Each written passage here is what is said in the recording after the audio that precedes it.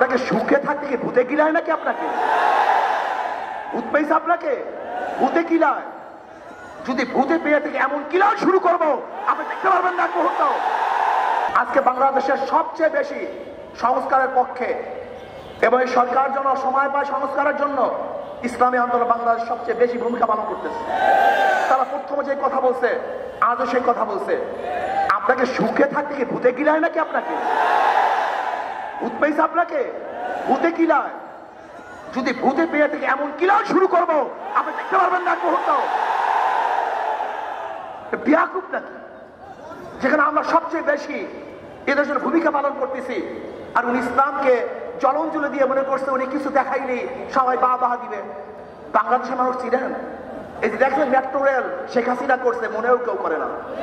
Jamuna bridge করছে, একবার কেউ ভুলে উচ্চারণ করে না। ওনার উন্নয়নের কথা সবাই ভুলে গেছে।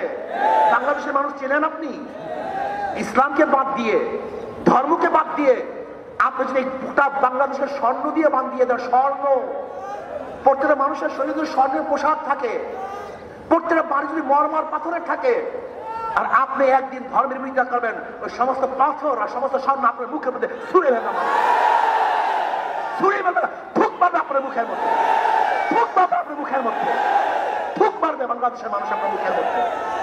আপনি ভেবেছেন আমরা সবাই আপনাদেরকে খুব সাহস যোগাই, প্রশংসা করতেছি।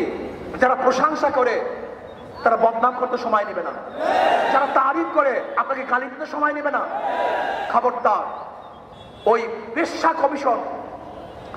বেশ্যা কমিশনদেরকে আইনের আওতায় নিয়ে আসেন, ওদেরকে বিচারের আওতায় নিয়ে আসেন।